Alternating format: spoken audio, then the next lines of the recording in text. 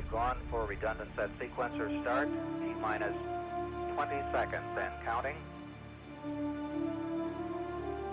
T-minus 15, 14, 13, T-minus 10, 9, 8, 7, 6, 5, 4. We've gone for main engine start. We have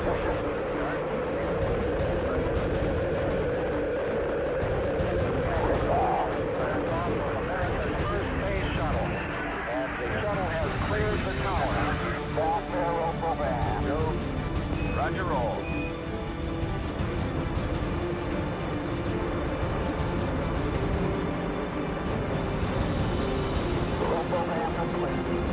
Roger, roll complete.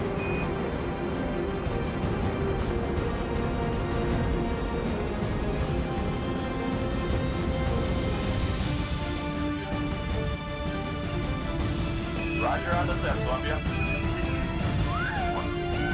Mark, 2 minutes, 20 seconds. Confirm solid rocket booster set.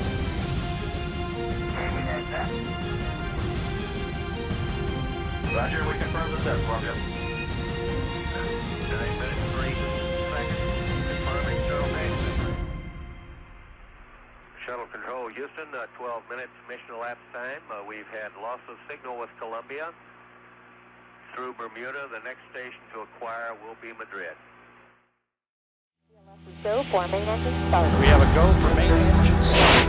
Mission and liftoff of Discovery, celebrating its 25th birthday by racking up science and supplies to the space station.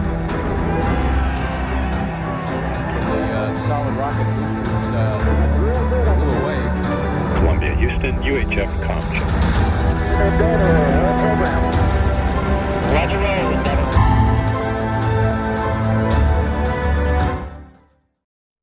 How would you test the spaceworthiness of the shuttle?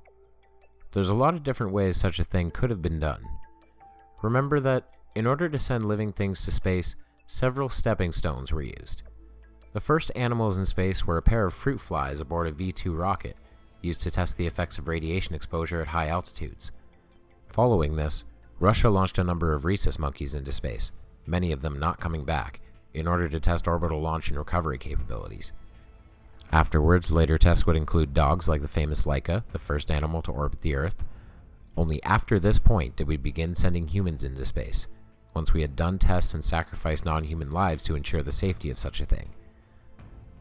So, what about testing the first reusable spacecraft?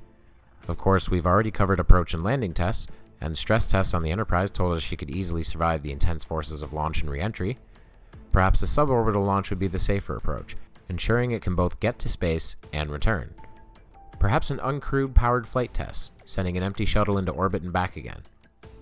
Maybe, as NASA management suggested at the time, this flight should be used to test the early abort system, which would detach the shuttle from the tank and boosters in the event of an emergency and use its main engines to return to the launch site. No, said astronaut John W. Young, the 9th man to walk on the moon. Let's not practice Russian roulette, because you may have a loaded gun there. Instead, Young's influence overruled the decision to test the abort system, and STS-1, the first shuttle mission, remained as a full orbital mission, crew and all. Shuttle Columbia's first mission brought the die-hard space cowboy spirit of the Apollo program with it by having Young as the flight's commander. Piloting the shuttle was Robert L. Crippen, who had worked previously on the Skylab missions, NASA's first attempt at a permanent space station, though only as a capsule communicator, meaning STS-1 would be his first trip to space. The mission had 113 individual flight test goals, and it met every single one of them. Since this is the first time it happened, allow me to explain the process of how the space shuttle launched. Remember that it's essentially 4 parts: the orbiter itself, the external tank, painted white for only this and the second mission, containing propellant for the orbiter's RS-25 engines, and 2 solid rocket boosters to aid in the initial launch. The RS-25s were ignited first, before the shuttle was disconnected from the launch tower. The crew sensed this due to the orbiter briefly tilting down toward the external tank, and then leveling out again before the SRBs were fired. At 0, restraints were retracted and Columbia launched into the sky. Once it cleared the launch tower, it initiated its iconic roll program, moving into a tilted trajectory to achieve orbit. 56 seconds into the flight, Columbia was at Mach 1.06 and an altitude of around 35,000 feet or 11 kilometers. This is the area known as max Q, where the vehicle is subjected to the maximum amount of dynamic pressure from the air around it as it rockets through the thickest layers of Earth's atmosphere. To compensate for this, the shuttle's engines were throttled back to 65% thrust. The boosters outperformed expectations, making it something of a lofty launch before the boosters were separated at 174,000 feet, or 53 kilometers, 2 minutes into the flight. The shuttle's main engines burned for 8 more minutes before MECO, or main engine cutoff. 18 seconds later, the external tank was jettisoned. It would break up and fall into the Indian Ocean. After 2 more short controlled burns from the Orbital Maneuvering Systems engines, the shuttle was put into a stable orbit of around 273 kilometers by 274 kilometers. This wasn't what was expected. It was supposed to enter a slightly higher orbit of 280 kilometers, but the change went largely unnoticed. It appears it may have been some kind of rogue move by Commander Young to coincide the orbit with a pass of a satellite that could take images of the spacecraft on orbit. Once falling indefinitely over the surface of the Earth, the first goal was to open Columbia's payload bay door, which would allow heat rejection from the shuttle's systems. Following this, 53 hours were spent testing every single system aboard the vehicle. Each performed perfectly, save for a small amount of damage to some of the thermal protection tiles. After 36 orbits around the Earth, Columbia initiated a deorbit burn for 160 seconds. Commander Young pitched the orbiter upwards and prepared to re-enter the atmosphere. Then, for 21 minutes, communications went dark due to the ionization that was occurring around the vehicle due to the atmospheric resistance. The vehicle underwent stresses of around 12 pounds per square foot and speeds in excess of Mach 24. Once it went subsonic, Commander Young took the controls and lined up with the runway. Meanwhile, 2 astronauts in T-38 jets joined in formation. Mach 15.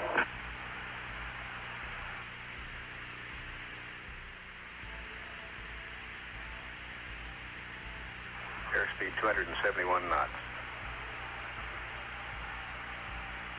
Fido says it couldn't be any better. At 10:21 a.m. Pacific, Shuttle Columbia touched down on runway 23 at Edwards Air Force Base at 211 miles per hour. As they rolled to a stop, a very happy Commander Young had this to say. This is the world's greatest all-electric flying machine, I'll tell you that. It was super. Okay, convoy's on its way. Convoy on. We'll stop on the Columbia. We'll stop.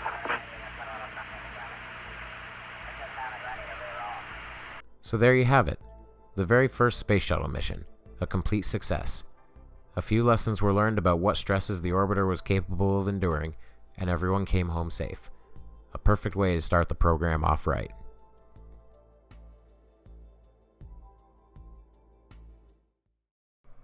If you like this video, please give it a like. If you want to see more, please subscribe to my channel, which is Dead Kennedy in Space. If you want to support me further, consider donating on Patreon or purchasing some of my work through Amazon or Teespring. Thank you, and I'll see you over the curve, Space Cowboys. Lived there, on the mote of dust, suspended in a sunbeam, in a vast cosmic arena.